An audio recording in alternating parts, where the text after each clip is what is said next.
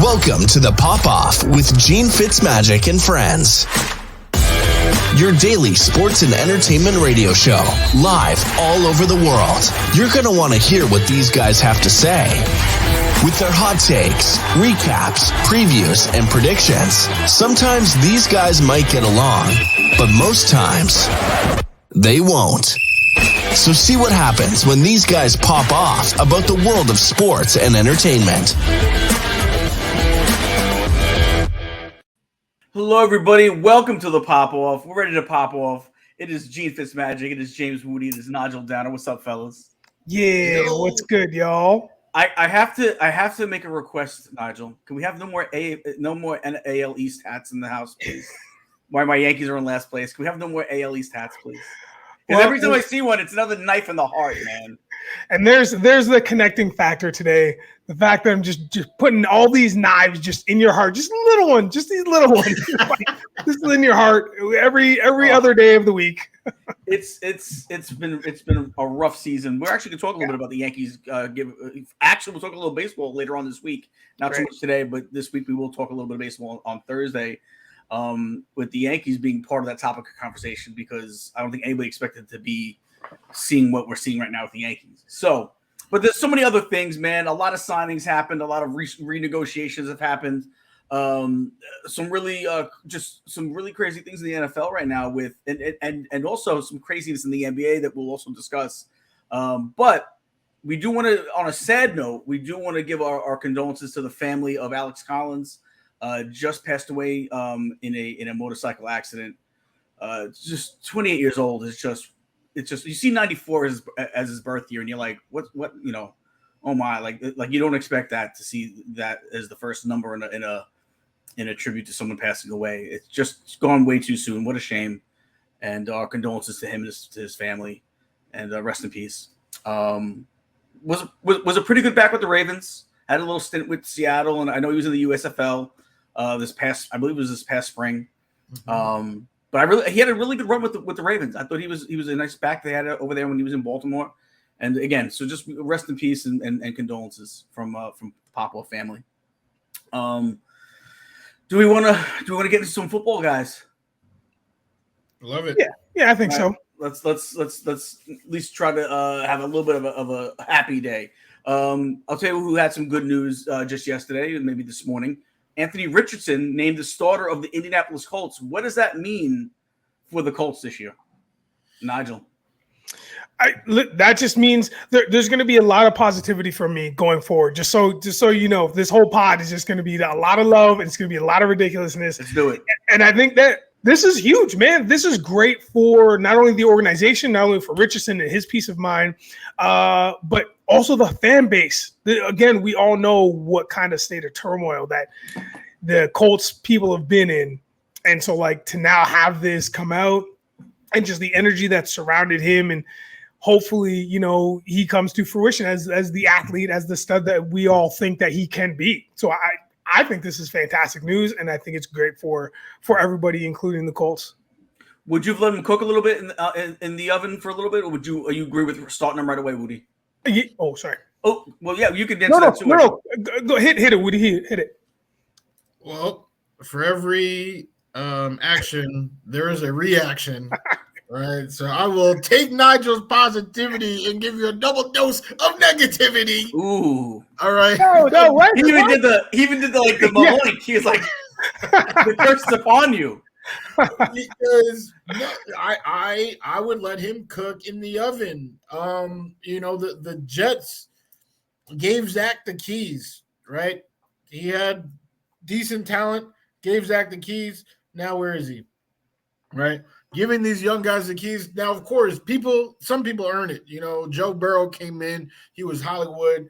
Herbert came in, won the job. They have a very capable quarterback in Gardner Minshew. They went out in free agency and signed. They secured that position by getting Gardner Minshew. This is a guy who has started games and has actually played at a high level in the league, just didn't have anything around him. He came into the Eagles. He had a near perfect game as the Eagles backup against the New York Jets not too long ago. I've lost some sleep over it. I know Gene's shaking his head. He saw that game. We both watched the game. So it's not like, they had nobody and, they need to get Richardson the reps. I personally think I would have given it to Minshew. It sucks because, if he wins the job, he wins the job. And that's actually what happened. I'm going to go back to the Jets with Sam Darnold, right? Mm-hmm. With Darnold, they had Josh McCown, Teddy Bridgewater, who was at that point very, very capable. He still was kind of like a franchise quarterback trying to find his way back. And the three of them had a gentleman's battle. Sam won. This time around, they literally drafted Richardson, and they talk about right from the draft, oh, he's going to start week one, right? He's going to start week one. And this is all a formality. So this announcement was something that they, it's official now, but they've been saying it since he was drafted. So I just don't like that. I don't like giving the keys to somebody, especially somebody as raw and as unproven, and is he going to make the most of your offensive talent? Because your offensive talent right now, there's not a lot. There's Michael Pittman Jr. Who I love. He's fantastic. He is good. No, I like him as well. But, that's one guy, a line that was elite, it's kind of, they're getting older. And then Jonathan Taylor, who is he playing this year? We don't know. So I just feel like Minshew would definitely maximize the potential of the roster. But of course, if you're just trying to have Anthony develop, good luck, because sometimes when you go that route, they end up like Zach Wilson. Not everybody, you throw them into the deep end and they swim like Josh Allen. As a matter of fact, way more often than not, they sink like Josh Rosen.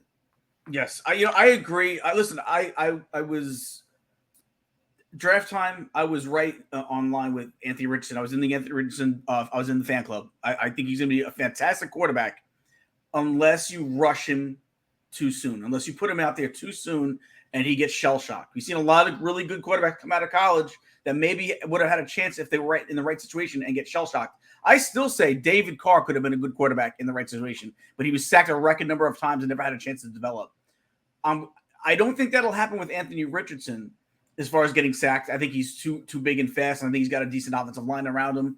But he does need to develop, man. I don't know. I think like you said already, Wudi, he's got a capable quarterback there already. Go win a few ball games. Unless they're afraid that Minshew might win too many games and then it's hard to make the change next year. I don't know. Because I think he'd actually play pretty decent with this offensive line, with some of the weapons that they have, with Jonathan Taylor, because I think he will come back. I think Gardner Minshew, this would be the best offense he's ever played with, right? And he's played, and he's looked at least capable on bad teams. What can he do with some weapons around him? I would have given him a season to sit in the oven and cook. Now, Nigel, what you were going to answer that before? What were you going to say? Yeah, I mean, no, I think a season is way too long. If anything, I'll meet you guys halfway, and I'll go half the season. Maybe I'll go like first 5 games or so, because the kid's got to get in, man. The franchise needs it, and I understand you guys are coming from very valid points. I understand that, but at the same time, it's like they gotta change that atmosphere immediately. Now, looking at the perspective of their first 5 games, I just want to look it up to see who he's up against. He's got Jacksonville, Houston, Baltimore, and the Chargers. All right, so that's the first 4 games. Last one being the Tennessee. Okay, so that's up until week 5. Mm-hmm. Jacksonville, Houston, Baltimore, Chargers, Titans. I mean, that's not bad. It's not like that's tough. Yeah, you know what I mean. It's not like it's a little tough. Yeah, it's not like it's too hard, but it's going to be a big challenge. I think the O-line is going to have to step up for a couple of these games, at least for the Baltimore, just classically, just because it's Baltimore. You just never. Can you give me the list one more time? Yep. Jacksonville, Houston, Baltimore, the Chargers, and then Tennessee, the Titans. There's a potential they could be 0-5 even with Gardner Minshew at quarterback at that, right? I'm not saying Houston's going to be great, but it's a divisional rival and they're going to be better, so they could split. Same thing with Tennessee. Tennessee's not going to be great, but they're a division rival and they're good enough where they could split. They could potentially be 0-5 after that. And you're right. If you have even with Gardner Minshew, maybe you at that point you could say, okay, listen, season's lost. Let's turn our attention to the young buck and put him in there. That makes me even more leery of why are you starting him, because he's going to go in there and get absolutely shell shocked with like that's a tough 5 games. Wudi, am I wrong? No, you're not. That's what I was thinking. I was thinking the same thing. And those are like underrated defenses. Like no one, like we're going to talk about the best defense in the NFL, and not one of us is going to say the Titans, but they are a good defense. Like they're a good team, especially with a rookie quarterback. Yeah, exactly. Quarterback. So I do not like any of those matchups, like literally not one of them. But to Nigel's point, like it's not like he didn't say the Eagles, or the Cowboys. Right? There are no teams there that are besides the Ravens, that are expecting a Super Bowl this season. So it's a tough league. There are a lot of good teams. I feel like this year. And of course, not everybody's going to play to their potential on paper, but it just seems like this year there were just so many teams that are better than they were last year. We said that during draft time. It seemed like every team got better at the draft. Like nobody had a really bad draft. Everyone got better. And that's a great point because looking at what we talked about with a lot of the teams so far through the season, as far as where do we expect some of these teams to go, I think we're looking at a lot of these teams. We, for the most part, we've said they're going to be better than they were last year, which it can't be true. So we're going to be wrong on some. But it feels like every team's outlook, aside from a handful, are better than they were last year. Like Arizona, we know Arizona doesn't even have an outlook. I mean, why play this year? They should just pack it up. I disagree. I think Kyler Murray is literally a franchise quarterback. Like he's not a franchise. Kyler Murray is not a franchise quarterback. Yes, he is. He literally is. On Madden, maybe. He loves his Madden. He loves his COD. Maybe it's COD and Madden. He is. Stop it. No, you don't fall for the memes. Don't fall for the memes. Like he has the best play I ever seen by Kyler Murray. The best play I ever see by Kyler Murray is the time he flirted with the kid's mom for the Make-A-Wish thing. That was my favorite. That was my favorite film, my favorite footage ever of Kyler Murray. But what do you mean? So the game winners, he single-handedly brought the Cardinals to the playoffs when they had no defense. They had Buda Baker and then a bunch of actual Bakers on defense, and then O-line that was garbage. It was just him and DeAndre Hopkins, and he brought them to the playoffs. Speaking of Baker, he's a slightly better version of Baker Mayfield. Hey, let's not waste that conversation yet. Not yet. That was, oh my God, that's literally one of the most outrageous takes that I've ever heard in my life. More outrageous than Sam Darnold being the quarterback of the year. Because I feel like everybody thought that was outrageous. Honestly, that literally might be more outrageous because Baker sucks. Baker sucks. Let's hold on to that Baker stuff because I got comments about that. Let's hold on to that till later. Yeah. We will hold off on that for now. I feel like I'm holding the dogs back. You guys are just like, I'm like, no, let's rein it in for a second. All I'm trying to say is I'm not a believer in Kyler Murray. And I didn't believe in him coming out of the draft either. There was something about him. I didn't like how he kind of played the Oakland Athletics. He should have stayed in base. I wasn't a fan from minute one with Kyler. I have nothing against him being short. He's taller than me, so that's nothing about this. He's just not my guy. Having said that, Nigel, finish your point. I'm sorry. I can't even remember now. I think we were talking about we did go off. So my point is you guys are right. The first 5 games, they're a little bit of a challenge. I don't think that they're hard to overcome. I think they could come away 3-2. To be honest with you, I think there are some things that could happen in some of those games. Namely, I think the Houston game they can win. I think the Tennessee game they can win, and then that third one's going to be a toss up. Who knows what Jacksonville's going to be like on week 1? We don't know because Jacksonville didn't really hit their stride until half or the latter part of the last season. Now it's a hard reset for everybody. Are they going to come in with the same momentum? So I think there's potential for them to go 3-2. But you guys are not wrong. This is still not an easy road. And that's just the first 5 games. The 5 games after that, still a little challenging because then they got Jacksonville again, Cleveland, New Orleans, Carolina, New England. So again, it's a little it really just depends on what kind of Colts team we get out the gate. We just don't know, man. There's so many different X factors happening here. So again, it could go just as easily as 0-5, or it could go on the high with a couple wins in there. Who knows? But I'm excited to see Richardson just for the fact that this team needs to turn around. They need to flip the switch, and they need to do it at some point. I'm excited to see Richardson too. He was my favorite quarterback coming into the draft this year. I just hope they don't ruin him before he has a chance to be really good. So that's my only concern with it. All right, so let's move our attention to Dalvin Cook signing with the Jets. Finally happened. Jets bring in the big remaining free agent. Wudi, what does this mean for the Jets? It's big potatoes. Gene, as you know, I'm the first one to deflate air out of the Jets bandwagon because yes, you are. Almost forget you're a fan sometimes. Sometimes. Well, I mean, the fans, they be running away with like everything, literally everything. But there is so much to rejoice about with Dalvin Cook here. Let's start with the biggest one. The biggest one, they have a Pro Bowl running back who literally every single season that he has finished the season, he has been in the Pro Bowl, 100%.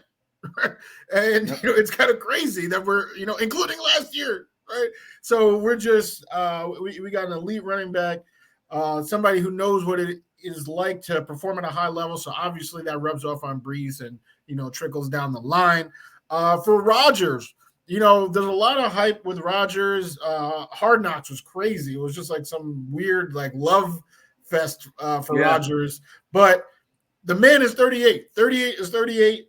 We do not want him throwing 50 times. We don't know when that zip will be lost. Father Time is undefeated, I guess, besides Tom Brady. But anyway, the running back committee, right? Green Bay, they had it. A.J. Dillon, Aaron Jones, and it worked perfectly. Now with Brees and Dalvin Cook, find me a Whole Foods and let's scrap if you have a duo that is better than Brees Hall and Dalvin Cook, because it does not exist. For file not found, cannot be found. It does not exist. Okay, this is the most elite duo in the league. Our O line sucks, but it doesn't matter. Doesn't matter because of these guys and Aaron Rodgers. 1 year. That's the last thing I'll say about this. It's a 1 year deal, so it's the best possible scenario. We are going to get the best of Dalvin Cook because he wants to get paid next year. So he's going to have to earn that contract this year with the New York Jets. This is an all-in move. This is everything you want to see if you're a fan, because now Joe Douglas, Robert Salah, and Aaron Rodgers are putting everything they have to give into this upcoming season right here. Let's go win this ship now. I also like the idea that he didn't take as much money as I thought he was going to take to sign him this year. I thought he was going to command double digits. I thought he was going to be over 10 million. Just because I just was like, he's worth that, right? So he probably can get it. It's only going to be a short-term deal anyway. So they got to probably pay a little bit over what he's worth, especially when you see Zeke at 6. Zeke is a fraction of what Dalvin Cook has left. So I was like, when I saw Zeke get 6, I'm like, all right, he's and I heard the signing happen before I knew the numbers. I'm like, all right, he had to have gotten like 10 million, right? Or at least close to it with all the incentives to put it over 10. It leaves some money where you might be able to go out and make a trade for a lineman. I don't know what Bakhtiari makes, but maybe you can work out a deal or still go after Bakhtiari. Although he's not happy in Green Bay, that's been something that people have talked about. So there's room there because we do need to fix this line. There's got to be something we got to do with this line. We've already heard how they sounded in practice last week. It started getting under Rodgers' skin a little bit. Let's keep that man happy. Let's keep him upright. Although, listen, they played well, though, in Carolina. We can't complain. They played well in Carolina. 27-point shutout, drubbing. I know it's preseason, but anytime you get a shutout, they're fun to watch, right? So, Nigel, what does this mean for the rest of the league that the Jets now just added a weapon like this? Especially the AFC. Danger, Will Robinson, danger. It's now everybody's going to be lost in space, man, because now you do have that, which Wudi said, you have this double-headed dragon that's coming at you, and both of these running backs are very legit. So it's like, even though the line is not as good or is not as great as you'd want it to be, especially having those two gentlemen in the backfield and the slew of other dudes you guys have in the back as well that you could put up front, because you guys have at least 3 other dudes that are just waiting in the wings to be backs, including a rookie. So anyways, my point is like, not all great running backs have great offensive lines. And sometimes the greatest running backs are the ones that had the worst offensive lines collectively, and they had to make things happen. That's what made them great. The lines did their job to the best of their capability, which I'm sure their Jets are going to do. But now having Hall and Cook, that's just going to be dangerous. It doesn't, not that you'd want to miss assignments, but there's going to be a couple linemen that will miss assignments, and your boys are going to make up for it. So you make them in the backfield at the same time. I mean, like who do you key on? If they're both back there in a pro set, like who are you guarding? Who are you going to put as a linebacker? Who are you going to put your focus on? Because they both can catch too, right? So that's another thing where you're just like, there's another threat to that both of them have. So I think the AFC's got to look out now. There's no doubt they're already on notice, but now they're like, it's a full scroll. It's a medieval scroll of just notices that just say we need to watch out. Hear ye. Yeah, hear ye. Yeah. So, all right, Breece Hall, Dalvin Cook, Michael Carter, Bam Knight, Izzy Abakanaba, Abanikanda, damn. Wakanda forever. That should be his nickname. Just call him forever. Yeah. Izzy. I'm just gonna call him Izzy. Izzy, yes. Who I loved in the draft. I loved it when he came out. I'm like, if Breece isn't healthy, I'm like, give him the rock because I think he's gonna be fantastic. Definitely. That's 5 guys, and there's other ones too that we have that we're obviously that aren't gonna make the cut. Are we keeping 5 backs? I mean, are we really gonna keep 5 backs, Wudi? Like someone's got to go. Who goes? Bam is the odd one. Now we talked about this. The one we talked about it in text. I don't understand why Michael Carter could be at minimum a number 2 somewhere. He's got room left on his contract. I say he's the guy you trade and try to get some pieces back for. You trade some pieces away for something for Rodgers. What do you mean? He's not going to garner. He's going to garner like a 6th rounder. Like, I think you can get a 5th rounder for Michael Carter. I'll take a 5th rounder. It gives him a fresh start somewhere else. I as our 3rd back, I don't want Izzy being any further down the depth chart than 3. I think Izzy's that much better than Michael Carter. We've seen it so far this preseason. I know it's preseason, but we've seen it so far this preseason. Yeah, you're getting a little too hype from preseason. Preseason really doesn't matter. We were undefeated last year at preseason. I don't even remember what our record was last year preseason, but I do. But we're undefeated. I've seen the kid in college, man. I am an Izzy believer. Izzy forever. That's all I'm going to say. Izzy forever. Listen, he can. He's seen him in college. I definitely didn't see him with the volume up, butchering his name like that. But I'll tell you this. But here's the deal. What I would do is next year, like Cooks is here for a year. Exactly. He's gone this year. To me, at that point, we have another dual back threat with him and Izzy, with Breece and Izzy. I say you trade Michael Carter because he's the only one you'd be able to get something for. Nobody else you can be able to get anything for. I think you can get a 5th round pick for Michael Carter. I would trade him and see what I can. Or at least I dangle him out there and try to trade him. I wouldn't cut him. If it came down to it, because like maybe I guess I cut Bam Knight or I try to put Bam Knight back on the practice squad. But I think somebody picks him up. We have to see what he did last year. I think no matter who, I think any one of these backs, if they end up on the practice squad, and either the Bam or Izzy, I think they're getting picked up. I don't think you're going to have a chance to keep them. Yeah, well, they would be crazy to cut Izzy. And Izzy's potential, like let me make it perfectly clear. I am all about Wakanda, Abanikanda. I think he is great, and I do think Brooklyn that next year they will be like that. I completely agree, Breece and Izzy. But what Michael Carter does for the locker room, what he can do on the field, like I think people forget, and he got hurt, and then Bam came in. I feel like it was a perfect storm of events because Bam came in and Mike White was the quarterback. And Mike White, like MC's best yardage of his career, who was that quarterback? Mike White. He utilizes his running backs. And because of how Mike White sees the field, running backs eat. Like that's just what it is. As soon as Zach came back in, Bam disappeared. Like Bam might be the single most overrated New York Jet on the roster. I would cut him with no problem. I do agree that MC is the only person that can garner or any sort of return. I don't know if it's going to be higher than a 6, but even if it's a 5th, I mean, I don't know if that's worth losing, especially Dalvin Cook, who has never played a full season, right? Breece just came off an ACL tear. And I have Izzy. I think that RB3 is actually pretty important to make sure it's somebody you can trust. I think you can trust Izzy. He's a rookie. I'm just like a vet. Like so was Breece last year, though. Breece is he's still basically a rookie. He's only played in 7 games. Breece is basically a rookie.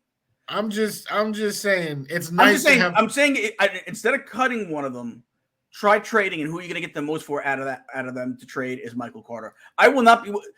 Let me just say this: would you be surprised if he's traded before the trading deadline? No, I would not. So you could see it happening. Yes. Okay. Nigel, we're done with our Jet talk. You can come back. I don't think you are. Let's carry on. All right, well, let's move over to Zeke and the Pats. Is this signing was this a panic move by them, Nigel? I don't think so at all. I don't think it was a panic move. Did they overpay? That I'm not sure of. I wish I had a definitive answer for that. Because when I heard about it, it was more just the shock of Zeke and the Patriots. Like it was just the attachment of it. Like it just kind of came out of nowhere, and I was just like, oh wow, this once again. Belichick and the Patriots have done it. And I don't mean that they've created a Super Bowl contender, but what I do mean is that they for sure are just putting in the work and doing the things that they need to do to make the team better, to contend after a year like last year, which was kind of up and down. It wasn't like completely garbage. It was like up and down. You just knew the year before was like, you know what I mean? So now having Juju there, which we all were like, okay, yeah, sure, man. But I mean, can what's his name, the quarterback there again? Mac Jones. Yeah. What kind of Mac Jones are we going to get? And their backup, like who are we going to get there? But now Jones has got Juju and he's got Zeke in the back. Like Zeke is gonna have some fun over there. We got to remember that because Belichick knows what he's doing, man. And so they're gonna be again not a threat, but I think they're still gonna play like heavy spoiler. And they might even tease wild card this year.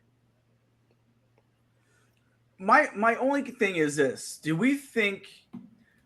Because it's only $2 million really separating what he got paid, what Dalvin got paid. Dalvin to me is worth way more than $2 million.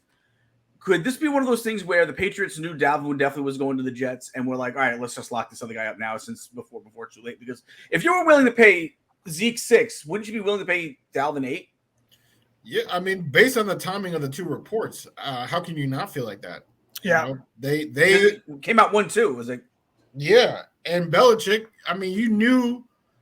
Maybe people, who are trying to hype up, Ramondre Stevenson in fantasy didn't know, but everybody else knew that the Patriots, they have backs, man. Like they be using 3-4 backs as bell cows throughout the year.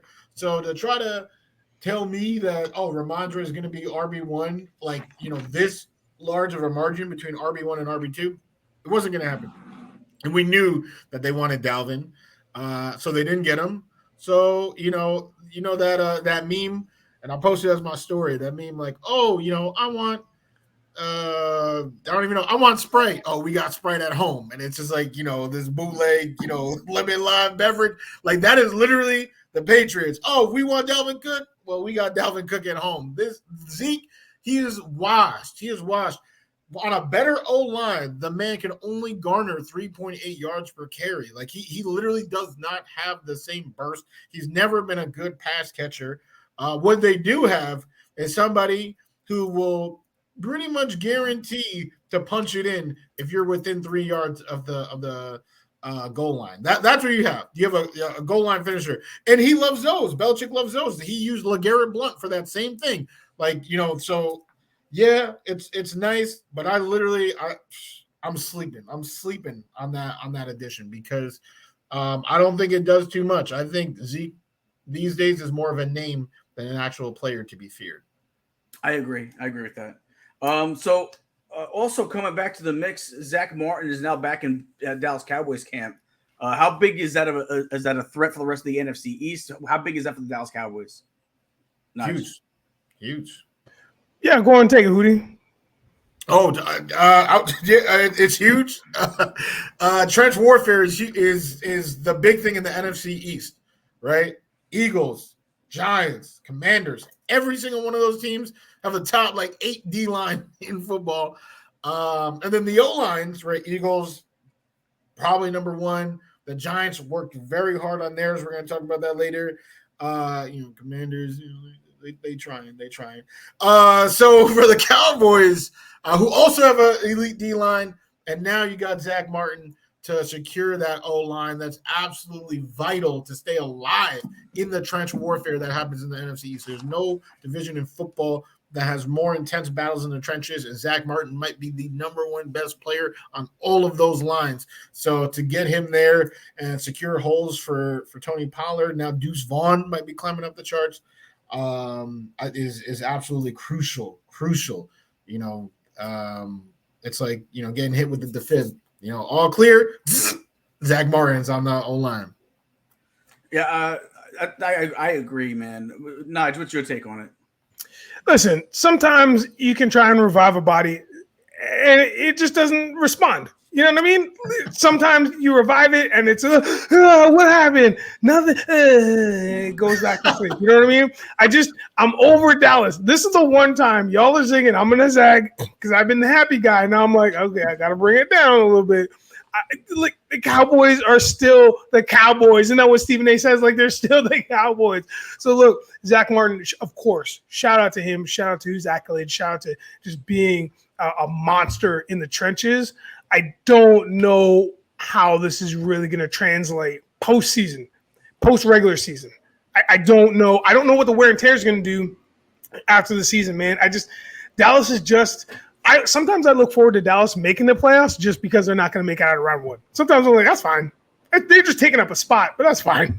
Sometimes you want to see them make the playoffs just so you can see them be one and done. And like you said, but not just because you don't worry about them, but because you want to see them just be like, oh, we're so good. And then it's like, oh, yeah. Oh, no. Like, you want to see that up and down moment. Yeah, but I'm glad the holdout's over. I'm glad all that business is over. We can get back to business. I will say that just on a personal note in terms of like where players are at and trying to get money and trying to get what they're worth, because that's what really this world is about, making sure that we're getting paid for what we're worth. And for sure that's I'm down. But when it comes to the actual team and just as a fan, I don't know. It's fine. I get it. All right. So, Mike White, who we loved, it was our Jet savior last year, is having a bad camp in Miami. I'm surprised. I thought this would be a perfect setting for him. Then we see his stats from last year, from his career. Are you surprised, Wudi? I mean, in a Mike McDaniel system, did you think that was going to be like a great spot for him to be? Yeah. We talked about that a couple of weeks ago. That it's a good spot. I don't love training camp reports, because they're very misleading. Last year they said, oh, Josh Jacobs seems to have fallen out of favor with Josh McDaniels, and then he literally led the entire NFL in rushing yards.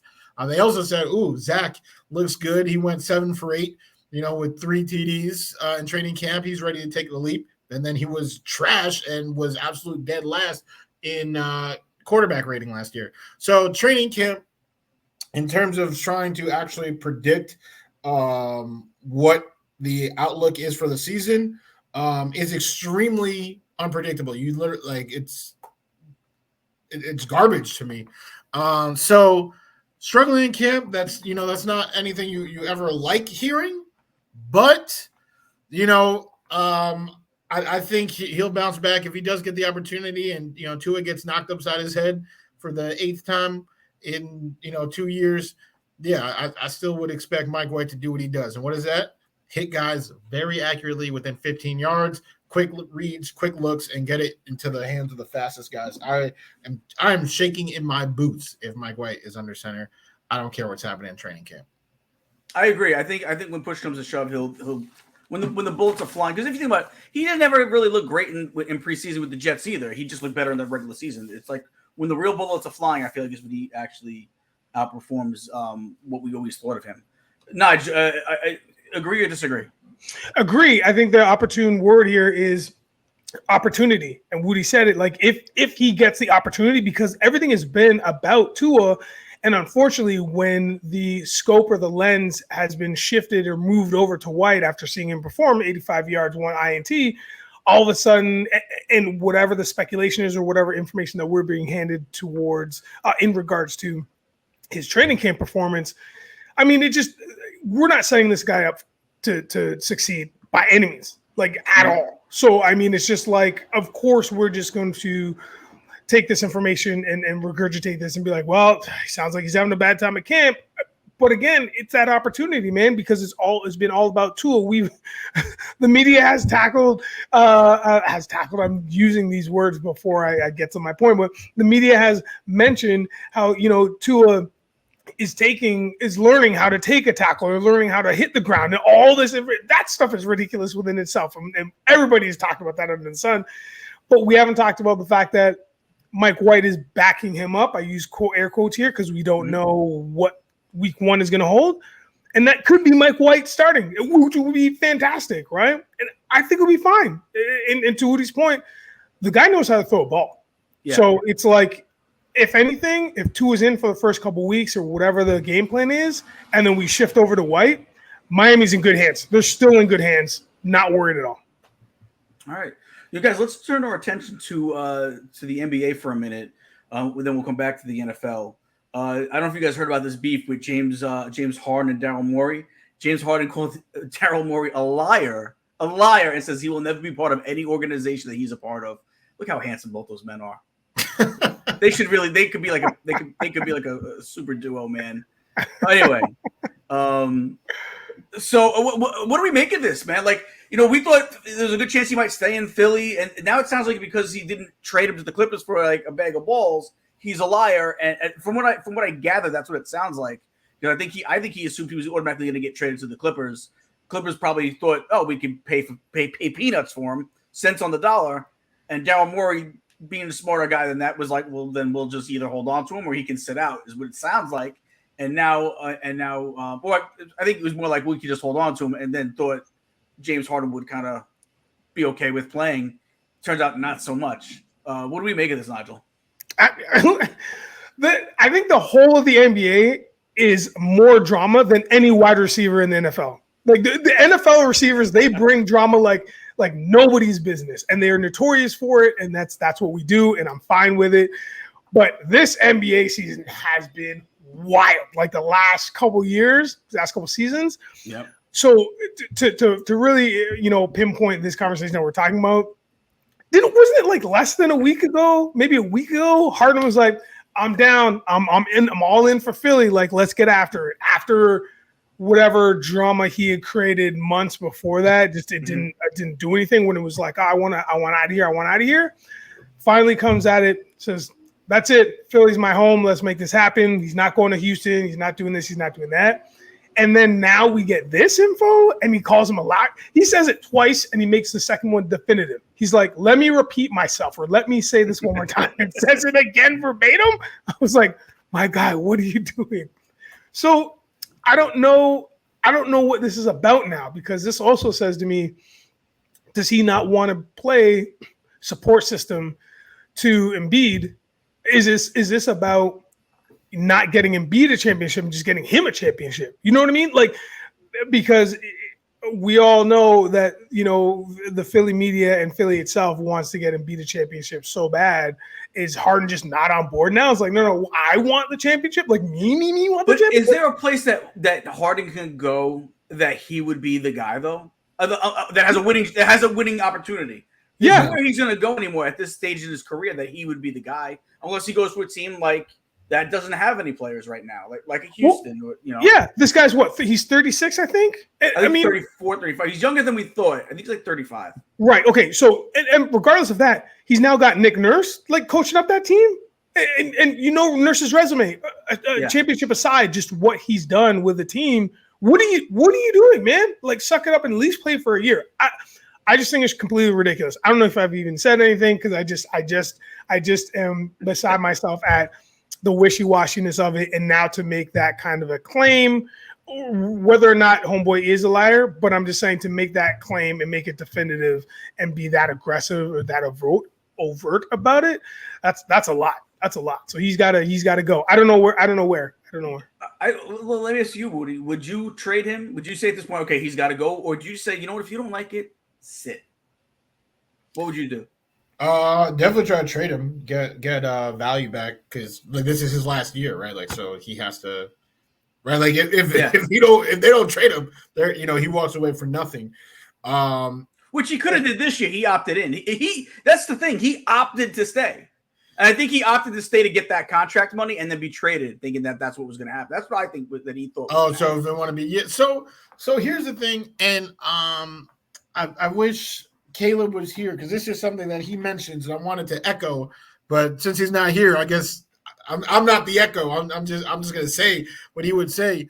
But like the relationships, like that's what he always talks about is the dynamics between coaches and players themselves. One bad apple spoils the bunch. And, if this relationship has truly soured, which it sounds like it has, just get rid of him. Like, make the trade. It's unfortunate. We don't know what the lie is. I saw a ridiculous viral video. My friend sent me one. I don't believe it, but he believes it, which is pretty funny, that the lie or why he called him a liar is because he promised that there would be like pizza Fridays and they only did pizza Fridays the first month and like did not do. I got to be honest. If that is at all true, I'm going to apologize because that's an offense of all offenses. I would be upset about that. I can't blame James Harden at that point. That would piss me off too. I mean, where's the pizza coming from? Because if the spot is amazing, then I'm with Harden too. If that's the case, if it's just Papa John's, then it's Papa John's. Yeah. But if it's like you give me some you bring it in from like Jersey because it's not that far from Jersey. You bring it in, Philly. I gotta imagine. I know I had pizza in Philly, but I gotta imagine they don't have bad pizza in Philly. It's the Northeast. It's close. Yeah. I feel like the water, right? Like something like it can't be. Like that's what causes. Yeah. So I would agree. So we don't, and that's the thing, right? It's hard for me to cast judgment because we don't actually know what Harden is talking about. But I do respect Harden. I do think he gets a lot of flack from the media. A lot of it is undeserved. They always say they build you up to pull you down, and I feel like Harden is one of the biggest examples of that in modern basketball, where he started as a six man. They laughed when Houston moved mountains to get him and try to make him a franchise player because he wasn't even a starter in OKC. And then look at what he became. He's one of the most gifted offensive talents of his entire generation. Yeah. And they built him up, and then now strip club, fat Harden. Moved around and, all this stuff. And they just keep, character assassination. But none of that changes the fact that he has been, he was a great player in OKC. He was a great player in Houston. And he turned back. Like people thought he was washed. Say that again? No defense, though. He played defense in OKC. He played defense. And then he got to Houston and just did whatever the hell he wanted to do. In the beginning, he was defense for sure. Yeah, but I won't lie. I mean, maybe the offensive toll, like all those euros, and stuff that now moves side to side on defense. Which to me, a euro is a travel. I don't care. It's a travel. A euro? No. What? Euro steps of travels. No. So he has a step back gather that definitely looks like it can be a travel. But a euro in general is. I know it's not. I know they don't count it. But to me, it's like that euro step is just. I don't know. I'm not a fan. I'm not a fan. Give me some old school basketball. Give me some. I miss the 80s and 90s, man. That's what it is. No, well, I hear that. But I don't know. I like Harden. Like I said, I think he's a good player. He turned back the clock. He had a couple of clutch game winners in the playoffs last year. So he still has it. He's such an underrated passer. Holy. So, wherever he goes, I'll be rooting for him. I wouldn't mind him on the Knicks. And I know, Gene, please do not, I don't have any boxing gloves or anything. I don't have a mouthpiece in. So please do not, swing at me virtually. But we need offense. He's one of the most gifted offensive players of his generation. Well, guess I'm hosting again. Well, guys, welcome back to another edition of the Pop with Nigel.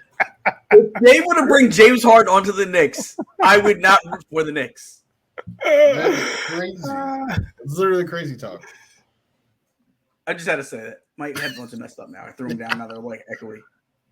See what you did? You made me break my headphones. I'm sorry. But hey, he's like I said, he's a good player. He gets too much hate. I don't think he gets enough hate, but all right. Nah, I'm only kidding. I'm just not a huge fan. Listen, I love defense, man. Maybe it's because I'm a white guy and I like defense. I don't know what it is. I can't dunk, so maybe that's why I stick to the defensive guys. I love hard-nosed defensive players, man. And you kind of look like a white Harden, to be honest with you. You know what? My beard is not nearly as long as it usually is. I got the chubs. I'm a little chubby like him. My beard is usually longer. It's been cut, so it's not so James Harden, but yeah, I guess I could see that. That's so funny. Oh my god, I almost destroyed my laptop with a spit take. I think that's gonna be my new Twitter handle, White Harden. What was didn't Post Malone have a song like that? What was it again? Oh, I don't know. Yeah, I wish I could help you here. Post Malone, like back when he first came out, it was White Iverson. That's what it was. White Iverson. I do remember that actually. Yeah. I'm White Harden. Hey, I've been called worse, so I'll take it. All right. Anyway, let's get on to the next thing, man. Let's get back to some football. Sure. I apologize. I have to pull up my screen because I had a text. A friend of mine is in the hospital, so I have to just check this real quick. Everything will be fine. But I had to switch screens, so that's why I don't have my other screen up right now. So, all right. James Harden, blah, blah, blah, blah, blah. All right, let's get into who has the best defense in the NFL. Who do you got, Wudi? We'll start with Wudi first. Yeah. All right. Sure. I just don't know if Patty has it. Let's see if he has it queued up. Well, now you're back to the telepathy. So good job. Good job. We're back on. And talking about white guy that loves defense. I am a black guy that loves NFL defenses. And there's a couple of things.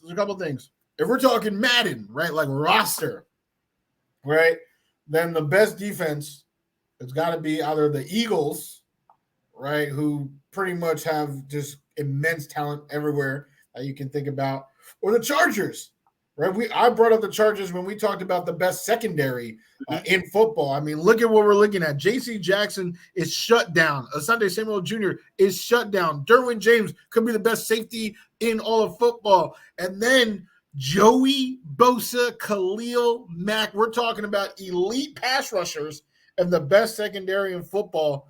I mean, what more could you ask for? I could ask for a better one. I could ask for a better corner. Asante Samuel Senior sucks, man. And I got to take that out. I understand that he came at sauce, and now, you got. He's a real sucker, man. He's a real sucker. But he is Junior is a good corner. For that to be on the number 2 with J.C. Jackson as number 1. It is a tremendous team. Now, obviously, that did not come to fruition when they let the Jacksonville Jaguars run rampant all over them in the playoff game, and they fired their defensive coordinator. They got a new one now. The Eagles lost their defensive coordinator. He's now the new head coach of the Cardinals. So while they are elite Madden teams, I can't co-sign them because things like this, going back to Kayla's point, things like this matter, relationships, continuity, between players and coaches. So with that being said, I'm going to list 6 other teams. I truly believe this discussion is only to 8 teams. There's no team. If you guys say a team outside of these 8, I will yell at you because I disagree wholeheartedly. I think this is only up to, after those Eagles and Chargers, the Cowboys, Steelers, Jets, Browns, 49ers, and Bills. But amongst all those teams, if we talk about continuity of the players, talent of the players, continuity of the coaching, and take all that into consideration, I think one stands above the rest. I'm sorry, Gene. Do not fight me. It is the Dallas Cowboys. It truly is. Micah Parsons. Now they got Stephon Gilmore on the opposite side of Diggs. Are you kidding me? All right. Van Der Esch, right? I talked about the pass rush and the secondary of the Chargers. Now let's talk about the linebackers of the Cowboys as well. I mean, first of all, they have the ultimate Swiss Army knife in Micah Parsons. He can be a linebacker. He can be on the edge. You can put him anywhere, and he's going to cause havoc. Now you got those 2 corners causing havoc. This is a team that could shut down any offense in the NFL with Dan Quinn, an elite defensive mind, somebody who, when he was in charge of the defense in Atlanta, brought them to the Super Bowl, right? And actually that's what got him this position here. I think they're set up for success. I think they could be, or they will be, the best defense in the NFL this season. Dallas Cowboys. That's who I had this year as well. I think they're gonna. That's the team I'm hoping I can grab on in my fantasy. We draft. agree. We agree. I think they have playmakers all over at every level of that defense. I think there's playmakers. I think they're gonna score points this year too. You get the ball in Diggs' hands, and who knows what happens, right? So, not quite prime time, but definitely adequate with the ball in his hands once he gets it. I love what this team on defense can be, and I think Stephon Gilmore is what solidified that defense to be even more elite than it was already a good defense. I think he made it from good to great, and I think by the end of the season, will they give up the least amount of points? Will they give up the least amount of yards? I don't know, but I think when it comes to basically getting a key stop, when it comes to making a play, I think this defense is going to be really, really successful. They kind of remind me. I feel like they could be. I don't know where they're rated as far as all-time defenses. But remember the Super Bowl, the Saints Super Bowl year, that defense where they would just made plays all over the field, like Darren Sharper, which not you don't want to mention his name nowadays, but at the time was a playmaking machine. That defense to me was a scary defense, and I feel like that's what this defense can be. It can be one of those kinds of defenses. So I actually agree with you, Wudi. I got Dallas. Dallas was my team. With a head nod over to San Francisco because I think they are an all elite type of defense as well. But I give Dallas, because of the playmaking ability that I think they'll have, I give them that little notch above. I think when it comes to giving up the least amount of points, giving up the least amount of yards, I think that's where San Francisco would actually lie. I think they would be that. But as far as being a team that is actually going to get some maybe put some points on the board for their team, I think that's where Dallas is. And I give them a little bit of a notch just above because of that. Nigel, what about you? Probably those are Jets, all right? Fantastic choices. I do have the Jets. I'm not going to talk about them. I'm not going to talk about them. We're going to just move on? Or? Not going to talk about them. Who I want to talk about, since Wudi is like graciously named the most elite, defense is hands down. But who we didn't mention was the dark horse, who I find myself keep mentioning, is the Washington Commanders. I'm not going to lie to you. I think they're a dark horse. I don't think they're like elite, but I think they're probably, I want to say they're within the top 10. I think we should talk about them. That front four is incredible. Elite. Yes. Right? So yes. I just feel like there's certain things that they have. First of all, going up and down their roster, the oldest person on their defensive squad is 29 years old. And I think it's like a guard or something like that. After that, you have a couple 28-year-olds, then 26, and then the rest of them are all 24. Like their whole secondary is all 24 years old. The reason why I'm saying that is because the youth can drive and lead that team, and they can just do things that are just out of character. Yes, they're gonna conform to the game plan, but in terms of athleticism, they're just gonna be flying around just willy-nilly and just having a good time, right? At least that's what we hope we're gonna see from them. And I think with their addition of the rookie cornerback Emmanuel Forbes from Mississippi State, he's a dangerous man. If you see any of his highlights, that guy's a dangerous man. He's questionable right now. He's got a little bit of an injury, but I'm sure he'll be fine for week 1. And then obviously we have the masterful edge in Chase Young, right? So it's like this is a defense that is really on the up and coming. They have been for a couple seasons now. We don't need to give them flowers per se, or at least not yet, because we still need to also talk about their offense in conjunction, because the offense should be able to keep the drive going, keep your defense off the field so they can take a little bit of a breather if they're putting in work against those elite offenses they have to go against. Their offense isn't that. So we'll see how much time and how much wear and tear that these Commanders have to go through. But I think the Commanders should definitely be in the conversation because they're young, they're going to be a little flashy at times, but they're also going to be a little inexperienced most of the time because they're pretty bad. So we'll see how they turn up this season. Well, you heard me last week, Nigel. I love the Commanders. I think they're a good team, and I love their front four. Literally could be best in the league. Who knows? But it's actually so funny because you said how you broke down the offense and the defense. I think the offense line is not great, but they have some of the best skill position players in the league. Jahan Dotson, Terry McLaurin. Even their tight end is so underrated. Lance Thomas, Brian Robinson. They have so many weapons. Defense, I think, is the exact opposite. Their defensive line is incredible. All 4 front guys are amazing. But then in the secondary, I don't see a Sauce Gardner or a Darius Slay or a J.C. Jackson or Trevon Diggs, or even a Stephon Gilmore or a DJ Reed. Now we're talking about CB2s. And I wouldn't put anybody in the Commanders secondary on that level. Safeties, same thing. Jordan Poyer or any of those guys back there. Or Derwin James. So I do like them. I just don't think they have what it takes to reach the pinnacle like the other 8. But no, the Commanders definitely have an above average defense. They are undoubtedly, in my opinion, in the top 16. I agree. And I think they could surprise some people this year and maybe go even a notch above that. I agree. I love that. Like I said, like that front 4 to me is about as good as it gets. Yeah, I would put them. Now, would you say that that they could be number 1 this year, or are you saying lest we forget Washington? Yeah. I'm just saying, like honorable mention. Let's not forget. Keep an eye out for kind of thing, but definitely not. But like number 1. But Jets were number 1 though. But right? No, the Jets weren't my number 1. The Jets are just a talking point. I didn't rank them. I just had the Jets as a talking point because I knew you guys were going to have them. You had to pick one number 1 defense. What would it be? It would probably be the Cowboys. Okay. Probably the Cowboys. I love the moves they've made this year. And just on paper, man, as much as we talked a little bit of smack about them earlier, to be honest with you, they always have squads, man. They always have squads, and for some reason, once push comes to shove, they just can't put it together. I don't know if it's the coach, the calling, the play calling, or what, but they just fumble. But it'd probably be the Cowboys to be number 1. All right, so let's turn our attention to the next topic. Who is the surprise team in the NFC this year? Who's that team that comes out of nowhere in the NFC? Nigel, you want to start first?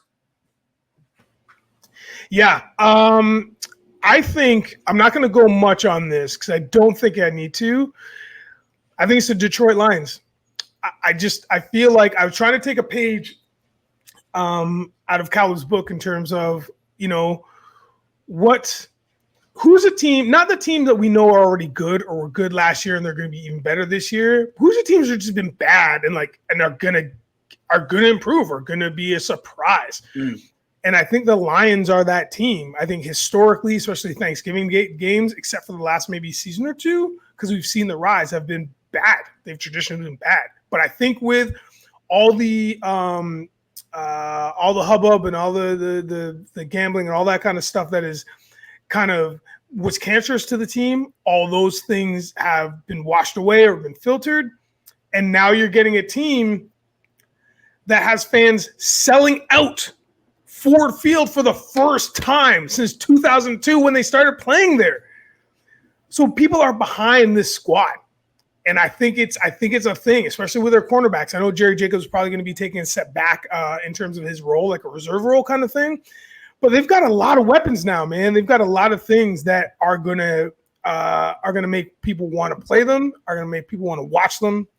So I think it's the Lions. I think they're gonna be the team that's gonna be the surprise team. So I love that pick. I kind of expect them to be good. So to me, it's not as much of a surprise. The team that I'm going to take is going to be Atlanta. I believe the Atlanta Falcons, man. I think some of the stuff they've added on offense. Oh, look who's here. He's here, my man. Ladies and gentlemen of the congregation, how's everybody feeling this morning? We're doing pretty good, man. We're doing pretty good. We're actually George Christ is here. Yeah. We're talking about our surprise NFC teams. Okay. So Nigel, he already said Detroit. So I'm saying Atlanta, and I say it for a few different reasons. I love what they've done on offense. They added possibly one of the best offensive weapons you could have added in the draft last year with Bijan Robinson, when they already had a really terrific offensive backfield. I believe, if I remember correctly, the stat, they led the league in rushing from running backs last year already. Now they add Bijan Robinson, who pretty much is a do-it-all back. I love that addition. Drake London, another year in the system. Pitts coming back healthy this year. I think Ridder is he elite? No, but I think he's good enough to get the best out of some of his this talent on this offense. Good offensive line, I think, and they're in a weak division. Let's face it, that's a weak division. I think that's a team that could really kind of stack up some wins in the division and end up having a good record because of that. So I expect a lot from Atlanta. I'll be honest, going into the offseason, I wasn't as high on them as I am now as I've been as we've gone. But I love what Atlanta's done. I love some of the young talent on that team, so I do go Atlanta. Wudi, who do you got as your surprise team? And then we'll kick it over to Caleb. Well, I feel like this isn't a surprise. Like you talk highly about Atlanta pretty consistently. And I feel like I talk about the Saints pretty highly, pretty consistently. Mm-hmm. And we're talking about surprise, like somebody who we're, I guess, expecting to not do that well, that does better than we expect. Like not somebody that's going to win the NFC. But I think the Saints, they got it. They have a good roster. I think it's a classic situation of, Drew Brees didn't really have enough. So they started trying to build a defense around him because it was like his offense, like carrying the team. And now Drew is gone, and they have a good defense, but they haven't had a quarterback now. Like that, it's the same thing that happened with the Colts, that they were too late in building that line for Andrew Luck. Now they have a defense, and it's been too late because they don't have a quarterback to master the offense. But Derek Carr, who he gets too much slander. He's a more talented. He might not have the same intangibles, but he's a more talented Kirk Cousins, who now everybody loves because there was a documentary. If there was a documentary about Derek Carr, people would be talking about this man. So with the offensive weapons, Olave, Michael Thomas, Kamara suspended. Jamal Williams is a very capable back. He will be stepping up for those first 6 games. And then on defense, like I feel like their defense is underrated. Like this is the unit that they built a little bit too late with, Cam Jordan on the edge, DeMario Davis, a big man in the middle. I know Gene knows a little bit about him. The safeties, like one of the best safety tandems in all of football with Honey Badger and Marcus May. You still have a shutdown corner in Marcus Lattimore. Like they have the pieces. Now can they get somebody to drive the ship? And Derek Carr, with one of the best rosters of his career, he's got a lot to prove. He could have been a Jet. He chose the Saints. This is his time to prove to the world that he isn't, a bootleg Jared Goff, that he is a better Kirk Cousins. And I think he will do so. All right. So we got one for the Saints, one for Atlanta, and one for Detroit. Caleb, who do you got? Well, first, I since I'm just joining, congratulations, Mr. Wudi. Congratulations, sir. Congratulations on the new bundle of joy directly from God himself. Wonderful, wonderful thing. So I just want to give you that. All right, now on to the football. What's really interesting about Mr. Carr? He was never going to be a Jet in our way. The Jets was like, look, we're doing this. We have a feeling that somebody from Green Bay may be joining. So he knew it was a farce, but hey, he went and said hello. He got a free trip to New York, probably went to Nobu 57. You know what it is. So outside of that, here's what I will say. And this is a little different, and I'm actually surprised, but this quarterback's play changed my complete thoughts on them. I'm going to say the Bears. Did you guys see how good Justin Fields looked? He threw 3 passes. Hey, erroneous. And wait. I'll say this. Listen, if I'm a Bears fan, if I'm a Bears fan, I'm putting in my deposit for my playoff tickets today. I get that. But they were 3. With 2 of those passes were like 5 yards down the field, and then the guy just took off. That was 2 of those touchdowns. Can you blend? Hey, you can't. So it's Joe Montana's fault that he just happened to hit Rice on the slant, and he taking 80 yards. Now all of a sudden he don't get the props. Hey, Joe Montana was a scrub. It is what it is. But I just wanted to say that for Fields because I was worried about him. And if they're doing that type of offense where it is more conducive to his style of play, where they adjust it to fit him, that's nasty. Yeah. Because if you're trying to stop the run and he dumps it behind you for 5 yards and somebody has the ability to make it 30, man, that's gonna change the way that you defend. And I think it will be conducive to Chicago. And why I mention them is because everybody thinks, you know what I mean? Like he got weapons. He got more out there. He got Chase Claypool. Like, come on, man. Like I'm gonna say that because I knew that you guys hadn't mentioned him. And then one more team that could possibly, if Bryce Young can play, Carolina ain't gonna be bad, man. I'm not expecting her to beat the Saints. I think Wudi is right about the Saints. I mean, Carr has to be really bad for them not to pull out that NFC, right? South. But I do, if you're talking about surprising, like that may perform better than what is expected, Carolina is one of them. And I'm hoping that Eric Bieniemy does something down there with the Commanders. They're not going to beat us, so I'm not worried about it. But I just mean, at least not this season. Yeah. And I just mean, like, I want to see the Commanders do something good for the sake of Eric Bieniemy. His whole legacy and job security is on the line with this stuff. Like, meaning, what I mean by job security, y'all, he'll always be an offensive coordinator, but nothing more. And I know he desires that HC. You know, he wants to be the HNIC. You know what I'm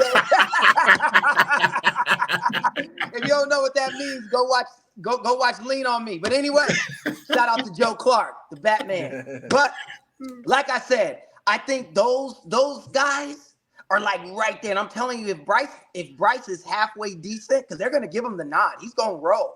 He's gonna do it. Hey, and another thing, you see my boy Mahomes? He played. You know what I'm saying? I'm telling you, you need those reps. Sitting out is not the business. I'm telling you now. You think that hurts the Jets then? Longer to get hot. When you're gonna be like, Mahomes is already hot. He's tearing up the league because he's been practicing while you've been sitting down trying to not get injured. You know what I mean? Does that hurt the Jets then with Rodgers not playing? It's different with A-Rod because he's so much older. I'm talking about these young cats. Okay. There's no reason why Deshaun Watson is not playing. Zero. Yeah, he definitely he's like the number one person. Like, what are you doing? Yeah, he needs. If anyone had the excuse of rust last year, that's the reason why you don't sit him this. Right. That's my point. It's like all them young dudes, you gotta play. If you under 30, you better be under center. Like, and the best in the league is playing an entire quarter in preseason. Yeah. Like, what do you like?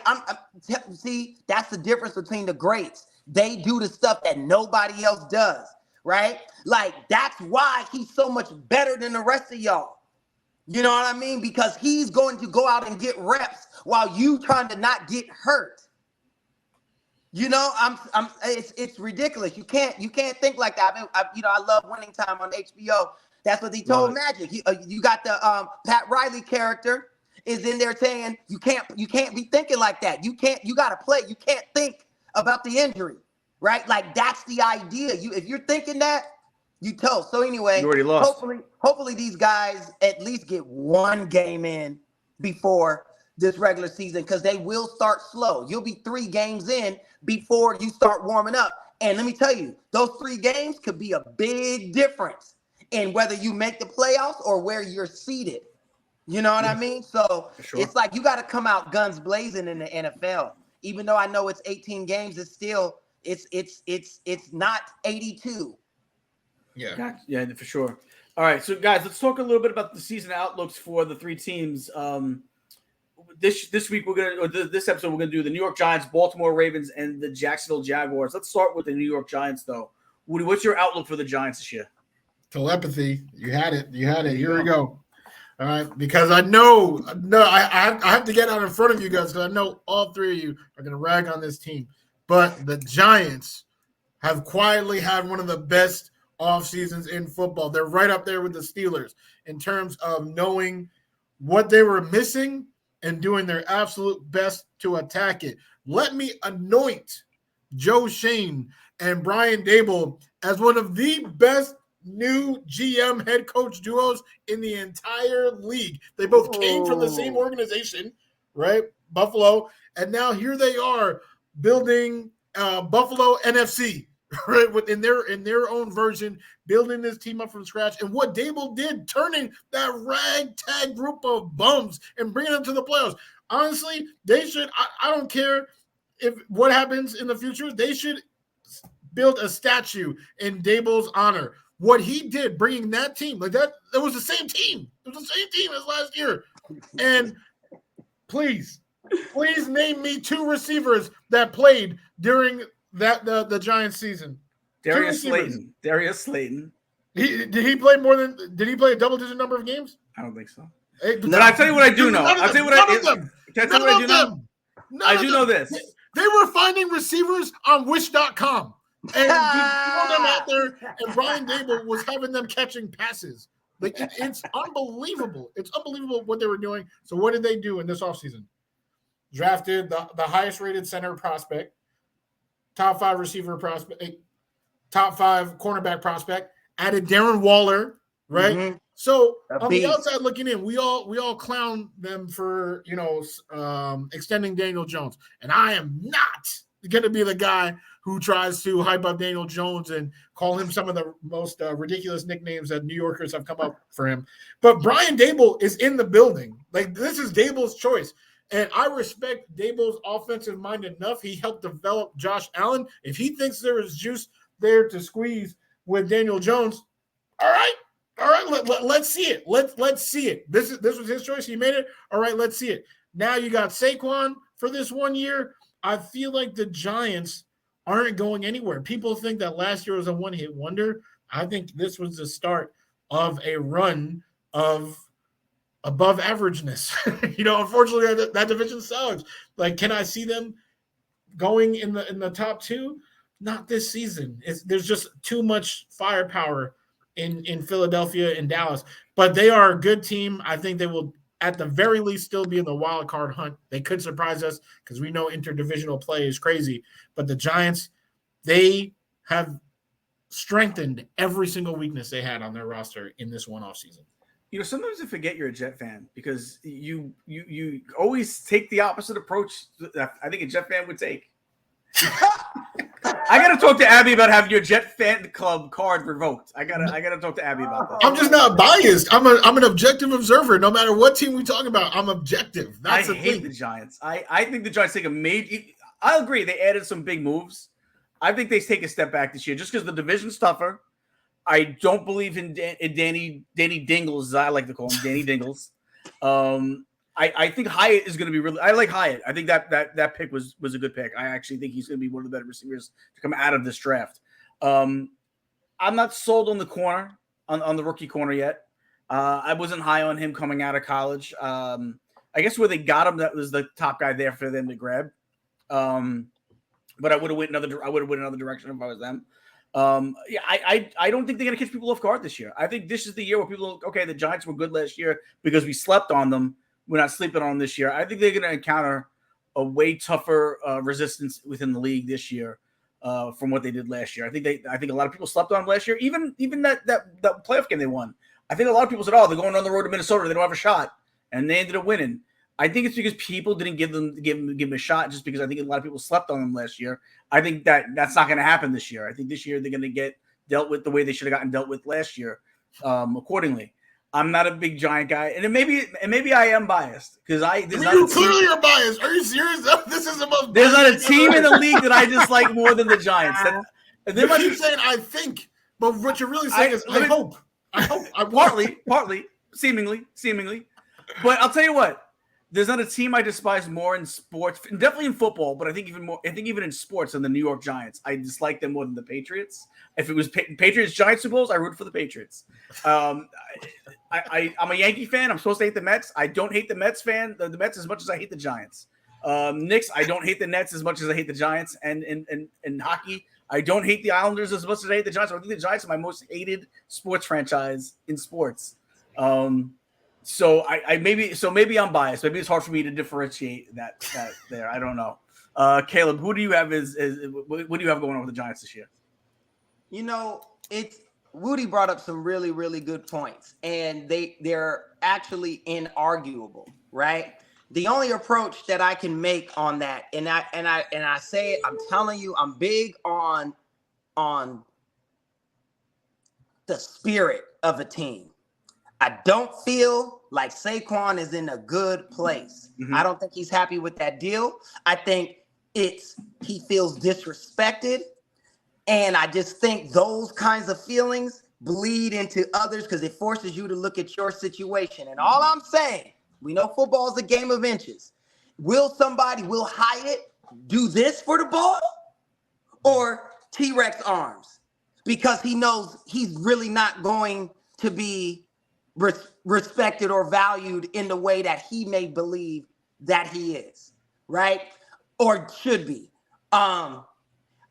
That's my only issue with them. I don't know the spirit versus the Jets. Their spirit is on fucking freaking Saturn right now because they feel like it's their time. That will come into play when you need it. I'm telling you now, those are the times where somebody does something extra. They go that extra mile. They do that thing because they believe. I don't know if the Giants have that because they saw the treatment of another. It's like you're rude to a waiter. Everybody in the restaurant sees that. You see what I mean? It's like that. I could be 1,000% wrong, but I'm one of those. I feel like I look at those kinds of things. So I think that could be something that could play against the Giants, possibly. On paper, they look great. I got to agree with Wudi. I think they had a fantastic offseason. I, unlike Gene, don't hate the Giants to that level. I don't even really dislike them. The only team I hate in everything is the Cowgirls, and I don't care. That's it. I don't care. I don't care. That's the only team I don't like. But outside of that, I think the Giants should come in third this season. But the Commanders, I don't think are a joke, and I think it should be something, even though they're just as disgruntled with Mr. Bieniemy right now. They're out here crying about being worked hard. So that could come back to bite them as well. You know what I mean? So, but as far as the Giants go, I can't really argue with what Wudi said. They did a great job. Can I push back for 1 second? Yes, sir. The reason why you don't hate the Giants is because you don't respect the Giants because you know they're not that good. If they were that good, you'd hate them. If they were that good, you'd hate them. Okay, you want to know why I think I have a soft spot for the Giants, even though they're in our division? It's because they beat the Patriots each time I wanted them to. I hated the Patriots for a time. Dallas was always worse, but Patriots were right there. I was like, this Tom Brady stuff, he's not even that good. They act like he's so good, right? I was that guy, right? They're 17-0 going against the Giants, and I'm like, it's Eli. Right? They're just, he's going to go undefeated. And I was hating it. And Lord have mercy, did Eli show up with some help? With some help. David Tyree, without you, buddy, without you, none of that happens. But you were there, and it did happen. And Mr. Barres in the corner of the end zone, dragging the toes, 6 inches and all, baby. Right? Like, it was, I was in such, I leaped. I mean, I've never been so happy. It was second to when Deshaun Jackson ran back that punt against the Giants in the playoffs, baby. When he fumbled it and picked it up and ran backwards and then come on. I'm getting hyped now. Anyway, but what they did to the Patriots both times created a soft spot. So it's hard for me to hate on the G-men or the New York football Giants, as the old school New Yorkers like to call them. Okay, I get that to an extent. I'll give you that. I personally, like I said, I didn't root for the Giants against the Patriots because I looked at it this way. Well, I hate the Patriots too. Don't get me wrong. The reason why I hate the Giants isn't so much the players; it's the Giant fans that I can't stand because we are always the Jets are the little brother. I'll admit it, we are, and it's always backhand. Even when we get a compliment from the Giants fans, it's always a backhanded compliment, like, hey, you guys went 7-10. That's not bad for you guys. Like that kind of a thing, right? Like we get. I'm sure Wudi, I'm sure you've heard it, man. We get a lot of that. And I live. They are insufferable. That's true. So, and I live near Giant fans. I don't live near Patriot fans. So my thing was, if the Patriots win, I don't have to hear from nobody. I'm not going to hear about it from anybody. The Patriots win the Super Bowl, but I don't have anybody in my face. But if the Giants win, I got to go all year with hearing how they won another Super Bowl, and I've never been to one in my lifetime. And that's why I can't stand Giants because the Giants. I can't stand Giant fans. So that's the rationale. That's the. I can dig it. So I can dig it. You know who else was a little brother? Michael Jackson. You know who else was a little brother? Michael Jordan. People don't know he got a big brother. Okay, so yeah, it's okay to be a little brother for a little bit. You know what I mean? Because you get your Billie Jean moment. You'll get your Motown 25. I hope we do. I need Thriller. It's gonna take the Jets. Is gonna take Thriller. It's gonna take Thriller for the Jets. But Nigel, what's your take on the Giants this year? I'm really not going to extend this thing. I feel the same way as all of y'all, but I legit, we keep saying this, but I legit have zero bias. I just think they're boring. I just think the Giants have been boring. I just have always thought that, and it doesn't matter who they have on their team. Would I don't know if I will this year. This should be a talking point at some point. But like, will I draft Saquon this year? I'm not sure. Maybe if it comes later, if he's still available. Because we still know he's still dangerous, man. He's still dangerous. And to Caleb's point, we don't know what his mental state is in terms of how he feels being back there on the team. Was this like a contract he signed because he's like, oh, I guess? Like, we don't know what that move is because it just seemed so weird and so suspect. And so, like, what is that going to do for him? Or is it going to be like what we're hypothesizing, what we're thinking with the Cook contract? It's like, I'm playing this season because I want to play more seasons for more money after this. So he could come out like a man on fire. We don't know. But at the end of the day, man, for me, the Giants, super boring. And I got nothing else to say on that. Like, they're fine. They will finish third in their division. The Eagles and the Cowboys is going to be a fight for them. Eagles will come out on top. Commanders will show glimpses of hope every once in a while. Shout out to their fans. But that's it, man. NFC East, pretty much a wrap this season. Okay. Let's turn our attention to the Baltimore Ravens, man. What do we expect from the Baltimore Ravens this year? Caleb, we'll start with you. What's your take on what they can do? Hey, quarterback got his contract. Time to show out. Yeah, I think the Ravens are in prime position to do something, right? Barring injury to Lamar and also Odell, right? Because they're both kind of injury prone. Usually, like every season, they get something at minimum that keeps them out 5 to 6 games. You know what I mean? And I think it's their style of play and all of that. But barring that, they should do good. My boy J.K. Dobbins is back. Yeah. See, he's a beast, right? Like, that's gonna be a nasty him and Lamar doing the run option with ODB and Flower. I mean ODB. Sorry, rest in peace. I was listening to "Ooh Baby, I Like It, Boy" when I was doing my thing. Hey, I'm a big ODB fan. Anyway, you got Mr. Beckham out there, and you have Flowers, right? Like, they're nasty, and I still think they got that tight end. What's the tight end's name? Mark Andrews. Yeah, yep. Man. Like, that's a nice unit, and their defense is always good. So I think the Ravens are going to do well. Now, I think they have a better shot because there's that nagging calf injury to Joe Cool. You know what I'm saying? I'm not gonna put it out there what I think it is, and y'all already know. But I don't want to put no voodoo on nobody. But I'm just saying, so that nagging calf injury really opens the door for that AFC North for real. Because if Deshaun ever gets reps and Lamar plays great, and you got old Kenny back there, who knows what can happen? You know what I'm saying? So I expect the Ravens to do a little something. Cool. Nigel? Now, do you hate this team because this is your division rival?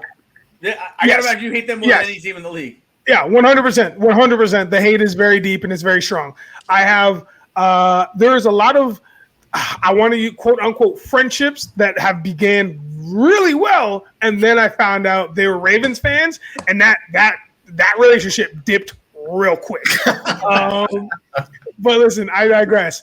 I'm not going to lie to you. Wudi has said this before. I've backed him up. I've said this before. He's backed me up. This is one of the, if not the hardest division in football with the AFC North. It's almost like the it's always like your Yankees, Jays, Bo Sox, Baltimore, like that. It's the equivalent in the MLB. It's these teams come out every year and you just don't know what's going to happen because they keep jockeying for position in the middle. And then at the end, it's ridiculous. So all that to say, the Ravens went 10-7 last year. They clinched a wild card and they're constantly always a thorn in my back, but they're always dangerous, man. They're always dangerous until the dying seconds or unless they make more mistakes than you do. That's Raven football. They have a tendency not to make a lot of mistakes.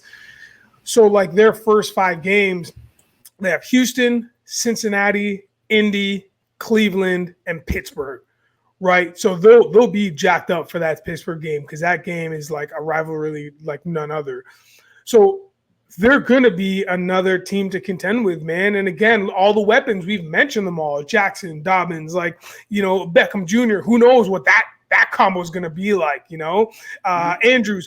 There's so many weapons, and I begrudgingly select some of those guys for my fantasy or at least bid on them. Sometimes I make an outrageous bid, so they end up going so much higher than what they're worth. So then that way I have a lot more money to spend on other teams. But I just think they're gonna finish out really well, man. It's this one is a crapshoot for me. I don't know if they're gonna finish in first because of my man. Sorry, who just had the calf injury? Oh my gosh, I keep forgetting. Joe Burrow. Thank you. I don't know if they're going to finish first because of Burrow. I don't know if they're going to finish first because the Steelers can't get their act together and Pickens is still on the up and comings.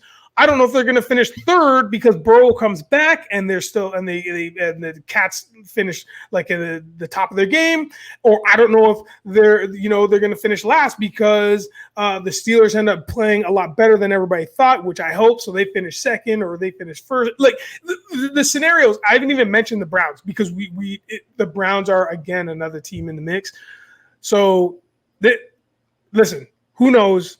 They're dangerous. They're going to come for it, and they're going to blow a lot of people out, I think, this year. I think they'll blow out at least like 3 or 4 games, like easily, like 35-10s, and just like, I think it's going to be a bad scene. Wudi. I mean, obviously, Nigel said he's backed me up. I will back him up again and say the AFC North is definitely the toughest division. The Ravens, they're a really, really well organized or really well run organization. I don't love their offseason. I feel like, they definitely got pieces, but they lost pieces. So I don't see them as like a team whose ceiling is sky high. What I do see them is a team with one of the highest floors in the NFL. Like, I would be shocked if they won less than 8 games. I don't see how that would happen. But to say that this team is like a Super Bowl contender, I really can't co-sign that statement. I left them out of my top 8 for NFL defenses because I think that's where they took the most of the hits, right? They lost Marcus Peters, and, they got a couple of guys who, they've called up, right, on the D line, who have no name value. And, of course, sometimes those work out, but sometimes they don't. I feel like they just have a lot of question marks there. As for the offensive side of the ball, obviously, if you're a Ravens fan, you're more excited about the offensive side of the ball now than you probably have been ever in the 21st century. Yeah, literally. But, for me, like, I feel like, and Gene, you can definitely relate to this as a Knicks fan. Like, for years, we're like, oh, we need a point guard. We need a point guard. And then we get, Raymond Felton. We get old Derrick Rose. And, we get a lot of guys who, it's fun, right? They have, good games in the Garden. I remember getting Stevie franchise. I remember yeah, don't talk to me about old washed-up point guards. I remember those days. Yeah, so with this, we always talk about, imagine Lamar with a top receiver. Imagine Lamar with a top receiver. They gave him Hollywood Brown, and Hollywood Brown is good. He's good. Now he's gone, and now they got Odell, 30-year-old Odell. Hasn't played in a whole lot of time. Got a new ACL, has a new son. He has a lot going on. Zay Flowers is cool. We know Andrews is Andrews. I just don't. Like I said, I don't think the ceiling is that high. I don't think anybody is shaking their boots about the Ravens receivers right now. Like I feel like, Denzel Ward is not crying because he has to guard 30-year-old Odell right now. So Ravens, they're a good team. I think they'll win at least 8 games, but I would not, if you bet on them to win the Super Bowl, please make that bet with me because, diapers are expensive. There you go. All right. Odell might be the oldest 30-year-old. He just seems so much older to me than that. Not like looking. I just mean like physically. He just feels like he's been broken so much. You know what I mean? Exactly. Yeah, I do. Yeah. I do. Yeah. Yeah. So, all right. So let's turn our attention to Jacksonville. Nigel, what's your take on Jacksonville this year? They added some weapons on offense. I think they had a decent offseason, but what do you think? I'm going to start by saying this. Jacksonville has one of the best sports logos, modern era logos to date. And the colorway is sick. That black and that like dark, like teal. And now they've added, it's not so much like a gold, kind of like a mustard, if you will, like that colorway that is bananas. I'm glad they got rid of the two-tone helmet. They were to get that out of there, and now they're on point. So I want to shout out their branding first of all. It's a branding first because that's probably the most accolades I'm going to give this team. I think that they were the most fun to watch towards the last part of the season. Again, we've reiterated this and we've talked about this when last season's playoff spots really came down to the wire, and not only that, everybody needed help to get into the wild card. Like that was so much fun to watch just to see who's going to make it because you wanted the best teams in. Sometimes the best teams didn't make it in, but they were fun to watch because they really fought. They finished 9-8, and they finished out well, which is good. They clinched their division, which is fantastic. I hope that. I hope that Trevor Lawrence's career, is just keeps going up because I like the guy. There's something about him. I like the guy. I think he's fun, and I think the team is fun. I think they'll probably win the division again this year, but I don't. I mean, they have who they have in their division. The Tennessee Titans, Indianapolis Colts, Houston Texans. It's really theirs to lose. Who are we kidding? It's theirs to lose.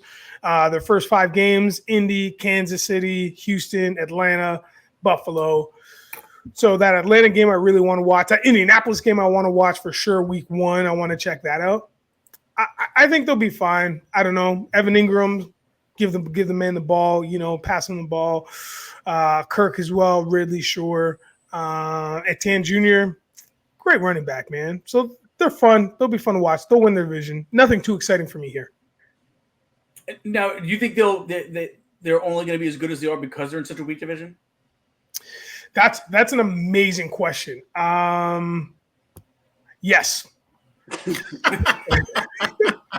but I also think they're going to rise up to challenges like they did towards the end of last year. I think they'll rise up to challenges, and that's a Jaguar team I want to see. If they were in the AFC North, there's no way they'd survive. There's no way. But in their division is fine. But I want to see them rise up this year. Wudi? Allow me to throw some respect to the Jags. I know you love that Calvin Ridley edition. I do. He's going to look great. But Trevor Lawrence, man, I think it shouldn't be taken lightly when somebody is considered, the best prospect since Andrew Luck, who's considered the best prospect since Peyton Manning. You look at what those guys were able to do. That's pretty rarefied air. Both of those guys were one is, one of the best ever, and one was on his way before, his organization pretty much let him down and, all that. So with Trevor, it looked like his organization was about to let him down, hired Urban Meyer. And I feel like people just love to hate, right? Best prospect is who? But Doug Peterson, he's done this before. He's been there before.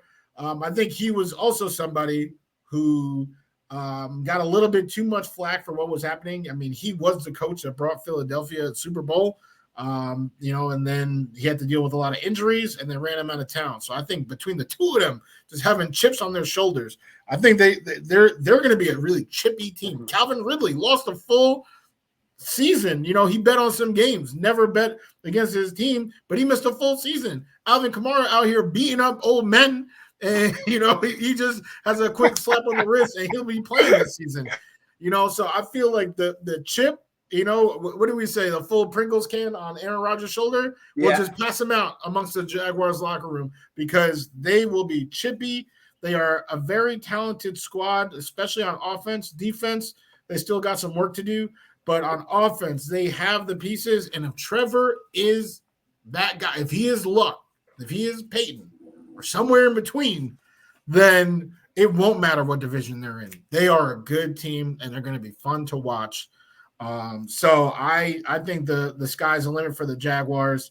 Under this regime, they got a good coach, a good quarterback, and that's really, from there, now you just got to build around that. But I think this is a good nucleus to have one of those elite, QB coach tandems in the league. You think of, Reed and Mahomes. Neither of them are that counterpart whatsoever, but they could enter the upper tier of that, and I cannot think right now of one that I would put in that upper tier. Maybe Sean McDermott and Josh Allen, of that tier of, all right, you got your coach and you got your QB. Let's build a dynasty. Caleb? You know what? I agree with more of what Wudi was saying because I get what Nigel is saying as well, right? But I'm a Trevor Lawrence fan. I think he's actually good. And I think him playing for the Jaguars helps him because he's not on the hype stuff. Like he's not getting hyped everywhere. So he's kind of under the radar, even though he shouldn't be. He kind of feels that way. And because they're in the AFC South and they're not getting as many primetime games and all that. So he can easily sneak up on a team who thinks they just going to beat them in the playoffs and then be like, oh, right? That's what happened to my boys last year, right? Like, it's that kind of thing. I think that team, as presently constructed, with a phenomenal coach in Doug Peterson, I'm going to say it again like James Harden, a phenomenal coach in Doug Peterson, because not only because he brought us our Super Bowl, which he'll always be loved in my heart for that, but he's great. He's really smart. Like, he knows the game, and he has a phenomenal quarterback. Like, that's really like what you need. And like Wudi said, you build around that. So I think with a Calvin Ridley addition, to me, he's just 1 year rested. He had 1 year of not getting hurt. And he can, any injuries have healed. He's going to be ready to go. Same thing with Etienne. He's going to be ready to go. He's going to want to prove himself because he's been injured and all that. He hears all that chatter. They want to come out and ball. And I think, like Nigel said, the division is theirs. I believe so. And I think that they're going to surprise. Like, teams better be careful in the AFC. Like, Pittsburgh not Pittsburgh, because Pittsburgh may or may not, but let's say like the Ravens, right? Say the Browns, right? The Bengals, the Jets. Like, Jacksonville is a team that would make those kinds of upsets. Because Trevor, with 3 minutes left, down by 4, can absolutely lead a game-winning touchdown. Like drive. Like, don't think it's too much pressure for the kid. His long blonde hair and all that. Like, oh, he's too sweet. He ain't no Zach Wilson. That dude can go out there and play. No, I'm serious. Zach needs to just be a model. Start modeling spearmint gum commercials, Listerine, all that. He'll be fine. But in all seriousness, Trevor's the real one. So I think teams should be on the lookout and pay attention. There's no easy win beating Jacksonville. And you definitely don't want to go play them in Jacksonville. The weather is just, it's horrific. Like, it feels like a 400-pound wet man jumped on your back and wrapped his legs around you. And you just got to carry him all day long. That's what the humidity feels like. And you got to play a game. You know what I mean? So Not for me. Exactly. A lot of people would pass. I'm one of them. So I say all that to say in this long soliloquy that I think the Jacksonville ceiling is extremely high. I really do. I think they're way underrated and should be respected more in the AFC than what they are. I agree with you on the Trevor Lawrence point. If he would have been drafted to, say, the Jets or oh my God, one of these high profile to the Chargers in LA, it's one of these high profile cities, they would add him. The amount of pressure, it might not have worked out. Yeah. If he was in Miami, Miami would be almost, they would say Miami's going to win the AFC East. Just think about that. If it wasn't Tua and it was Lawrence, you think what? Like, they would be like, they're going to be neck and neck with the Jets, right? Like, they would be talking about Miami like that. Think if he was on the Steelers, what they would be saying about Steelers season, right? Mm-hmm. Like he's that. He's just in Jacksonville. You know what I mean? So it's like you're exiled. You know what I'm saying? It's like, I'll tell you what, wrong. For years, it did feel like that's where you would be, banished to is Jacksonsville. It used to be Tampa. Tampa had that back in the day, and then Chucky came, and then they won, and then they went right back to that. Well, I'll give credit. Actually, before even Chucky got there, who turned that franchise around was what's his name? I'm blanking. He's on NBC now. He was coach of the Colts. You're talking about my boy, Tony Dungy. Tony Dungy. He's really responsible for turning that franchise around, man. He was the one that got there first. No, you're right about that. Just couldn't get over the hump with them, and then they brought in Chucky, and then he was able to finish it off. But you're right. But he did get his Super Bowl in Indianapolis anyway. So shout out to Tony Dungy. So that's gonna pretty much be the show this week. But before we do go, Caleb, I would love to get your point on a topic we did earlier. The James Harden, Daryl Morey fiasco. What's your take on that? I just want to get your opinion on that before we get out of here. That's my point about emotions and how somebody actually feels, right? He's going to get $35 million guaranteed, and he's angry. Mm-hmm. Think about that, y'all. On a good team. And on a good team. Not wasting away on a bad team. Yes, he's livid. Because the word was not delivered upon. I'm sure Daryl Morey, James said, look, I'm going to sign in, but I don't want to be here because the truth is him and Embiid don't do good together. Embiid be saying slick stuff. He say they don't want to play together. I'm telling you, Embiid don't want him there. They don't want to play together. That's the truth. They will not win a title together. That's it, and that's all. So James said, listen, I'll opt in. But you got to trade me. Morey said, of course, whatever you need, James. I've been doing this with you for 8 years, right? Like, we're great. He said, okay, cool. They got pictures on private jets together with his wife, chilling, all that. They had a relationship. But then the business came in. Morey came into the office. He was presented with all the information, and he said, damn. I don't think I could just do this because I'm not getting what I thought I could get for James there. He's actually more valuable for me to keep him. All right, I'm going to just keep him. No, you can't just do that because you gave him your word. That's why he's saying you're a liar because you said you would do it and you didn't. So he signed a contract. Now you got him legally locked in. Ooh, that's a dirty move. That's a dirty move, right? If that's what happened. But if it did, that would be considered a dirty move. If I give you my word that I'm going to do something, but it's not in writing, but we're going to do a contract that is legally binding, and then I renege on what we promised, you're going to say, Caleeb is a liar.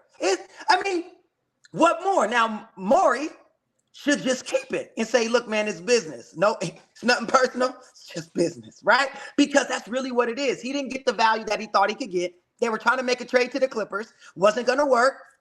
He wasn't, because you know what he was trying to do? He's trying to get PG to come to Philly to play with Embiid, because Embiid probably said, I would play with Paul or he was like, he's like, do not bring me Kawhi. I do not want to play with him, right? So he tried to make the deal. Not going to happen.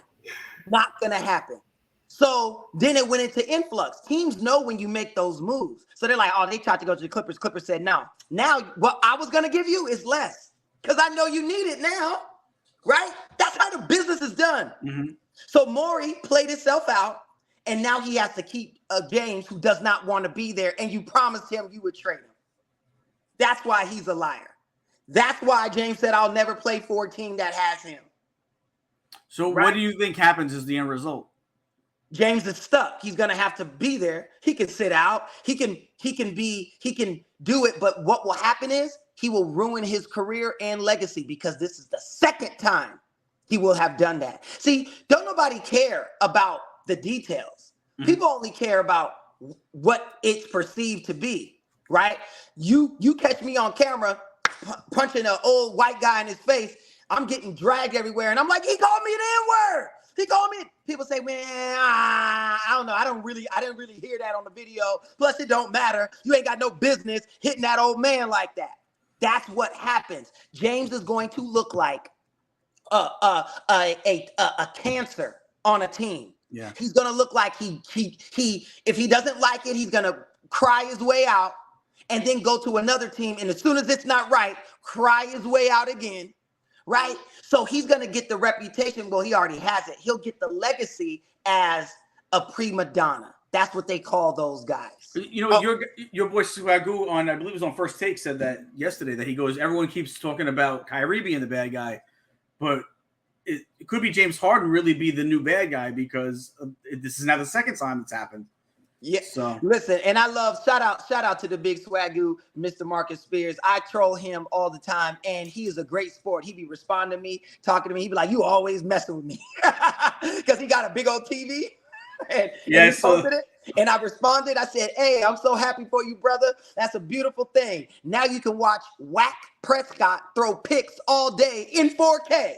Man, I done got 100 people responding to me like, "We love him." I was like, "Damn, sorry, Marcus," but it's funny. Whack Prescott, that's what I call him. Anyway, but guys, I do believe that with the James Harden thing, and those details aren't gonna matter. His legacy is going to be, this is what he did. He was a phenomenal offensive player who didn't play no defense and never wanted to stick around. Always put himself first before anybody else on the team, and made over $300 million and was loyal to nobody but himself. That's what he's going to get. And it's sad, but, you know, it is what it is. But that's my take. So, guys, that's going to do it for this week's show. So we're going to go around the room, do a little last words. Wudi, what's your last words of the day? Obviously, you know, had an eventful weekend. But I'm going to say never forget about the power of breathing. Like, you know, like in all seriousness, you know, obviously it's something we take for granted because we do it all the time. But just in all the either whether it's chaos or even joy, just the power of a deep breath. Like it a lot. All right, I like that. Nige, what's your last words of the day? That's a fantastic reminder. And my last words of the day are: hey, look out for them Florida Gators uniforms, man. They just dropped a new black uniform, and it is pristine. It looks so good. So check out for their all black uniforms, Florida Gators. You know what? I'm going to breathe a little bit more today because I'm going to buy a hat. There it is. There you go. Yes, sir. Caleb, last words of the day. Just, you know, a piece of advice for everybody, since Wudi gave a phenomenal piece of advice. I want to give you a little, it's a little bit lower, but it's still just as vital. Never go bungee jumping in Mexico. They just don't have the regulations. So that being said, spread love. Did I miss something? Did I miss something in the news? Let it sit. Let it sit. Don't explain it. Marinate. So, guys, listen. It's gonna be Wudi's last episode for a few weeks. He's gonna be back hopefully by the start of football season. So he won't be around for a little bit. But when he does come back, we'll have brand new graphics to start the show. So with Wudi being added to it, since he's a full-time member of the show now. So look out for that. Yes. And other than that, for James Wudi, Nigel Downer, Caleeb Pinkett, I am White Harden. Have a great today. A better tomorrow. We'll see you Thursday. Man, Caleb missed that. That's the pop off for today, folks. Thank you to all of our listeners, as well as our producers, Patty Puddles and Fareed Kameo. And make sure you tune in tomorrow to hear what these hooligans will pop off about next.